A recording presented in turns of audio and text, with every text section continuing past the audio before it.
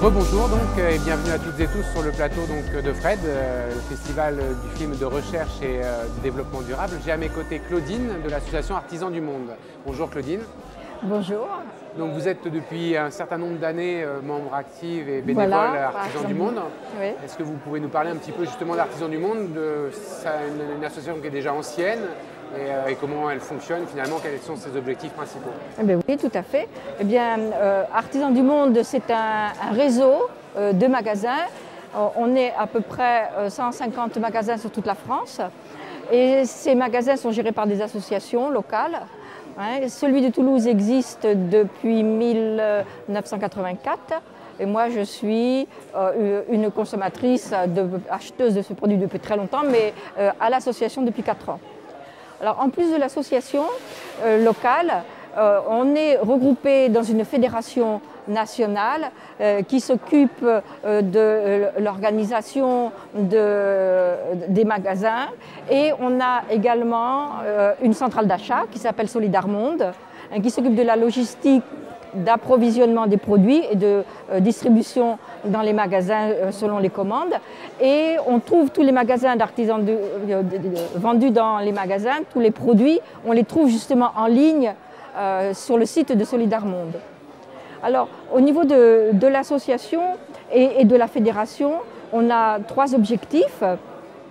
Le premier, c'est de vendre les produits pour apporter un meilleur revenu aux petits producteurs et artisans.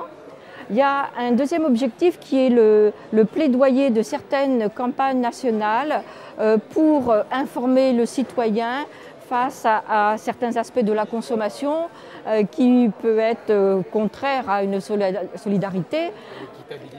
Voilà, par exemple, des campagnes contre le travail des enfants dans les pays du tiers-monde, des campagnes pour l'égalité entre les salaires des hommes et des femmes. Et il y a un troisième volet qui est l'éducatif. Et pour ça, on va souvent dans les établissements scolaires pour faire connaître ce qu'est le commerce équitable. D'accord. Et donc pour revenir un petit peu justement sur cette notion de commerce équitable et de juste rétribution des producteurs, ou qui se trouvent justement dans les pays du Sud, souvent en Asie, en Afrique ou en Amérique du Sud, la proportion en fait du tarif Artisans du Monde ici en France qui est réservé aux producteurs, ça s'élève à combien de pourcentage, je dirais, du prix du produit? Alors bien sûr ça dépend du produit. Quand c'est un produit de base, le pourcentage qui revient aux producteurs est vraiment conséquent, vraiment significatif. Du type le café? Voilà. Oui. Quand c'est un produit transformé comme le chocolat, c'est moins visible. Mais par contre, c'est sûr que la part qui revient aux producteurs est nettement plus importante que dans un produit traditionnel. C'est-à-dire à peu près pour des produits de base donc... Alors, dans l'exemple, dans tous nos exemples, on a une part plus importante qui revient aux producteurs, mais aussi à l'association des producteurs. On travaille avec des associations parce qu'on souhaite qu'il y ait une relation entre les producteurs, une aide qui est apportée à leur association, et ça c'est capital pour nous. Alors, donc, on pourrait dire, je vais dire un peu vite, il y a 10% du produit qui va aux petits producteurs, mais aussi entre 8 et 10% qui va à leur association. D'accord, c'est 20% au total maximum pour les produits de base. Voilà. Et vous disiez que pour les produits artisanaux, c'était un pourcentage moindre alors? Non, pour les produits artisanaux, ça peut être plus justement parce qu'il y a moins d'intermédiaires. L'artisan, il fait son produit, c'est collecté par une association locale et après ça c'est envoyé à Solidarmonde. Donc dans le cas des artisans, le revenu est plus important en pourcentage. Mais à quelle part à peu près? Ça peut aller jusqu'à 50%. Jusqu'à 50%? Oui. D'accord. Donc finalement les produits de base sont un peu moins bien rétribués que les produits d'artisanat? Les produits agricoles, parce que dans les produits agricoles, il y a de la manutention supplémentaire. Souvent il faut le conditionnement.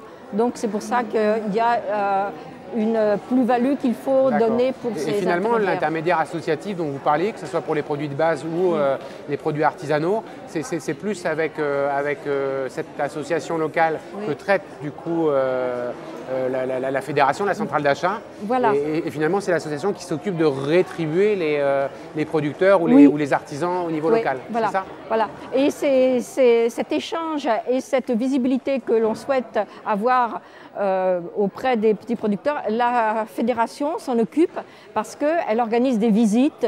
À peu près 2 associations de producteurs sont visitées par an. Et à cette occasion-là, justement, on fait des films documentaires. Et donc, on en revient avec des échanges sociaux, culturels avec ces associations de producteurs et c'est très enrichissant. D'accord. Donc on peut vous retrouver, on retrouve Artisans du Monde en ligne avec une boutique en ligne. Il y a également, vous nous aviez apporté donc 2 catalogues. Voilà, c'est ça, parce que donc au magasin, on a une grande diversité de produits à la fois d'artisanat et d'alimentaire. Et là, vous parlez du magasin à Toulouse, celui qui se situe. Voilà, alors le magasin se situe rue Joux-Egg, c'est au centre-ville, dans le vieux Toulouse, et voilà.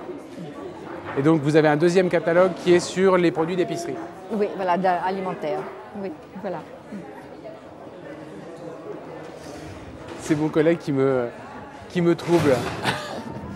Merci beaucoup en tout cas pour la présentation d'Artisans du Monde et à très bientôt. C'était un grand plaisir de parler d'Artisans du Monde. Merci beaucoup pour votre accueil.